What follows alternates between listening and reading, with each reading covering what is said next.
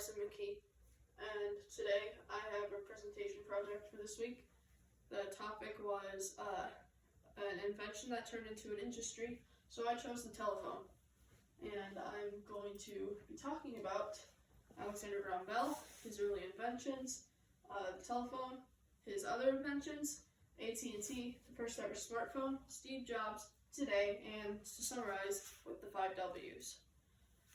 So, who exactly was Alexander Graham Bell? Well, he was a scientist. He was born in Scotland, and he moved to England when he was about 20. He had a brother, his name is Edward, and they both got sick with different sicknesses, but Edward got tuberculosis and sadly died from that. Then they moved to Paris, Ontario, not Paris, France, and where they purchased a farm, and that was 10.5 acres. So, his early invention, when he was 12 years old, he made a dehusking tool for his farm, and that he was inspired of his deaf grandma who encouraged him to work on this. His father set up a barn for him to work on future inventions because he thought that dehusking tool was a great idea, and he would want to become an inventor when he grew up. Well, as most of you know, he did. After experimenting with acoustics, Bell had come up with the telephone, but he was not the only one. Elisha Gray, another inventor, raced Bell to the patent office to get a patent for the telephone. Alexander won the patent, but was accused that he stole the idea from Gray.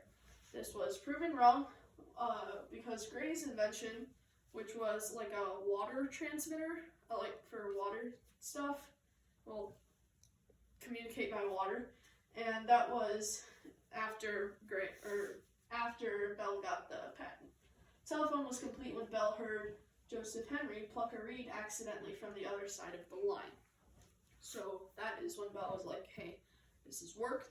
I found the stuff I need. How did it work? When the diaphragm of the telephone vibrates, which is where the sound waves go into, it makes a needle and a small amount of water vibrate as well, changing the electrical resistance. The diaphragm is the part of the phone that vibrates when the sound hits it. Some of his other inventions were the photophone. He set that up from the Franklin School in Washington, D.C. That was 700 feet away from his laboratory and was able to communicate clearly through the photophone. Metal detector, most of you guys know what that is, detects metal. Hydrofoils, like water skimming stuff, I think. And then aeronautics, so just more of that airspace science. AT&T, this company was co-founded by Alexander Bell. AT&T stands for American Telephone and Telegraph Company. The telegraph was the mainstream, quote-unquote mainstream, way of communicating with others, but the telephone quickly became more popular after release. Telegraph was a communication in Morse code, but you can make out sounds from the telephone, which is why it is superior. The first ever smartphone. The SPC of 1992 was the first ever smartphone. This phone featured a touchpad with other basic functions like fax and an email application. There was also a calendar and a notepad. This phone came with a stylus, so you could like type things and just like make notes with scribbles, but it was not cheap. It was $1,100. And think of that, the first ever iPhone X came out at $999. So, yeah. And then comes Steve Jobs. Steve Jobs has entered the chat. Steve Jobs was the creator of the iPhone. The iPhone was named the invention of the year in 2007. Not only was Steve Jobs a phone creator, but he's also the chairman, CEO, and co-founder of Apple, chairman of Pixar, a member of Disney's board of directors, and founder, CEO, and chairman of Next, a computer company. He was named a pioneer of PC revolution. That makes a lot of sense because I see chairman 1, 2, 3 times on that, and CEO twice. That's a lot of stuff. Today, smartphones are the normal thing of life. If you go to Ann Arbor, for instance, you will see a bunch of college kids walking around with their smartphones. It's normal. Back in when Bell created the telephone, having wanted to be that was a precious luxury. But now we just throw our phones on the couch like it's just a piece of glass. The telephone today has so much power it can connect to a satellite, but the phone yesterday was a big wooden box, only capable of talking to one other person. Even so, the telephone has been a popular invention from today. Not saying that this telephone that Alexander Bell created was a worthless piece of junk. It was just the first ever one that was created in the 19th century, so that. And timeline of the telephone. Oh, that's not what I meant to do. Nope, that's not what I meant to do either. 1847, Alexander Bell was born. In 1865, he moves to England and his brother contracts and dies of tuberculosis. In 1870, Bell moves to Canada. In 1874, he starts working on the harmonic telegraph, which will turn into the telephone. 1875, Bell has realized his invention is working when Henry plucked a reed on the other side of the line. 1875, Bell introduces the acoustic telegraph after experimenting with sound since he was 15. That's a long time considering he was born in the 1840s. Bell files a patent for his machine, but Gray filed a patent for his water transmitter that same morning. Bell gets the patent and beats Gray in the race. That's in 1876.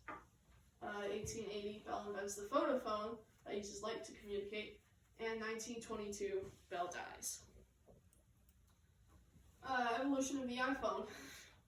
Get ready, because here comes the list. 2007, the iPhone 1 is released. This gets the whole world talking because new Steve Jobs is like, Apple has an iPhone now, and that's big. 2008, the iPhone 3G comes out. It's basically the iPhone with some improvements, and it now has 3G capability. 2009, the iPhone 3GS, more improvements. 2010, the iPhone 4 came out. This is the thinnest iPhone yet. 2007, the iPhone 4S. This is when Siri was released on that phone. 2012, the iPhone 5, pretty much an iPhone 4 with some improvements in a larger screen. This is also when the Lightning port was introduced. 2013, the iPhone 5S. That's the first iPhone with a fingerprint scanner. The 5C is also came out with the iPhone 5S. It comes in multiple colors, but because it came in colors, it has a plastic back, so durability was not much of a thing in the iPhone 5C. But you could replace that cover with a new color, or cover with a new color. The iPhone 6 and 6 Plus came out in 2014. Curved stuff and much more advanced. Oh, wrong way again. Wrong way.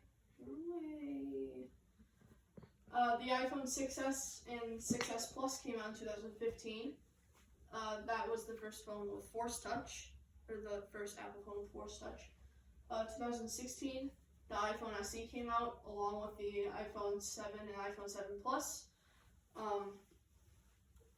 The iPhone 7 was the first waterproof phone, or water resistant, and the iPhone 7 Plus was the first iPhone with 2 cameras on the front. I still have not got that yet. 2017, and the iPhone 8 and the iPhone 8 Plus, along with the iPhone X subsequently. 2018, the iPhone XS and the iPhone XS Max. These two phones are much better than the iPhone X because the battery is much better than the software. Oh my goodness, where am I going? The iPhone XR came out in 2018, iPhone 11, iPhone 11 Pro, iPhone 11 Pro Max in 2019. So the 5 W's. Who? Alexander Bell and Steve Jobs. What? Alexander Bell made the telephone, and Steve Jobs made Apple's first smartphone. When? 1867, the first telephone, and 2007, Apple's first smartphone. Where? North America. Why? To enable telecommunications and perfect the phone. questions. I have questions. Okay.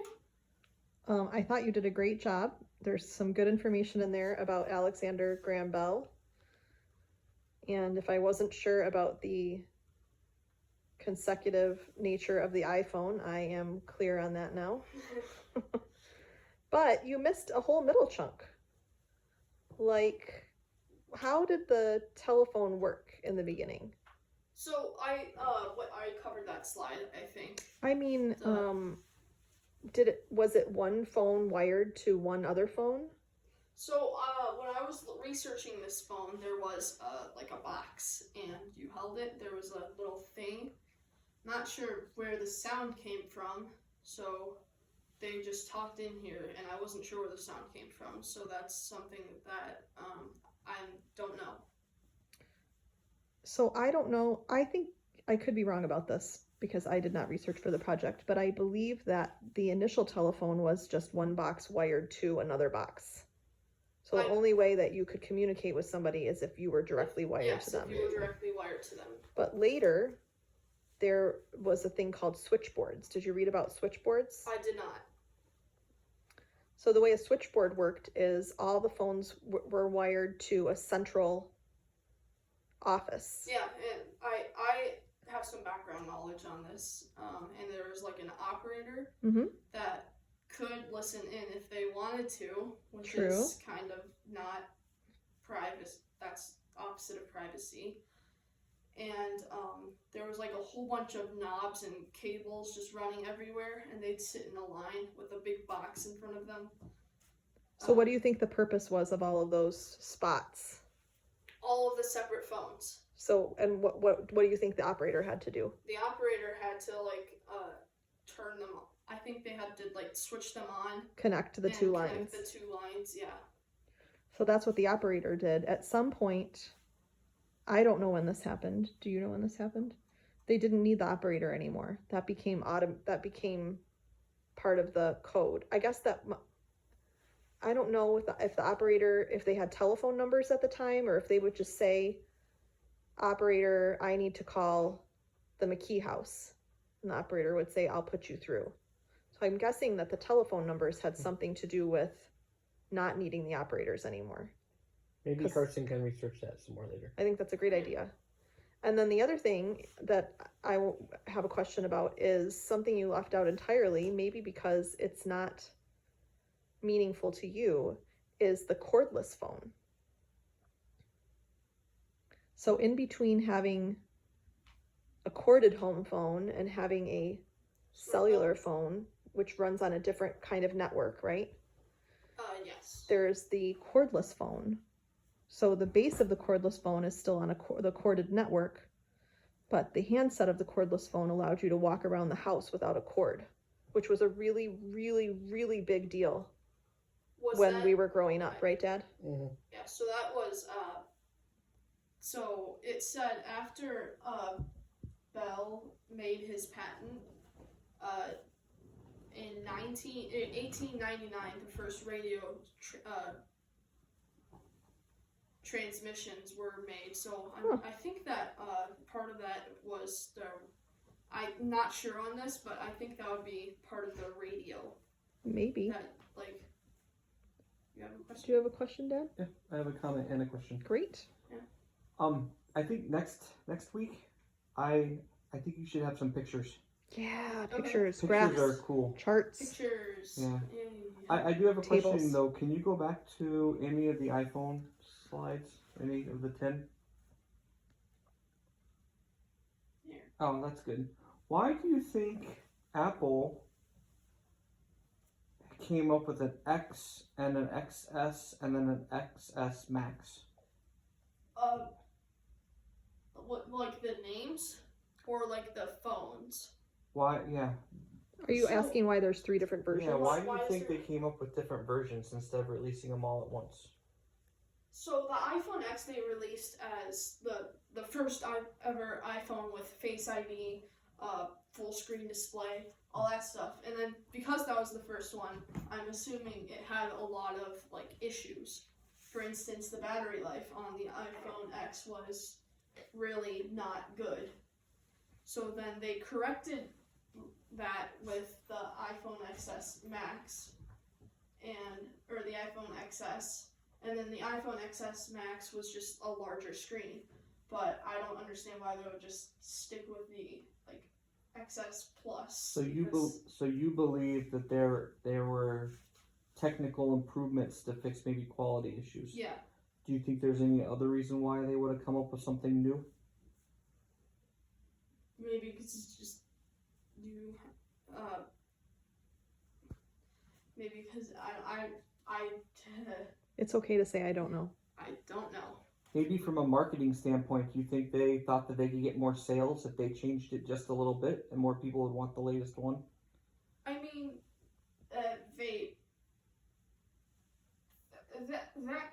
that could work. That doesn't really have anything to do with But the name. the phones were like so they looked so similar. They performed similarly except for like battery issues and other. I'm not having a battery issue. Oh, actually, I am. My Because- battery is low right now. Well, Oh. Not that's an iPhone XR that you're holding, and Oh. that was released in 2018. Oh, And that was after the iPhone XS. So that was long past the battery issue. Interesting. Okay. Thank you for answering it. Does anybody else have any questions for Kirsten? I have one more question. You mentioned the photo phone. Yes. So I don't think that was like this photo phone that I'm holding in my hand taking a video with. No. Why was So- it called the photo phone? Because the root, I think, like faux or photo Uh-huh. is light. Okay. And it was basically just a big reflective dish that they would set up, and it would like beam the sound Huh. between two dishes. Because it said that at the Franklin School in DC, they set up a dish at the top of that school, and there was a separate dish in Bell's laboratory. Oh, okay. Cool. Do you have Alright. any questions, Kennedy? Thank you, Carson. That was really good.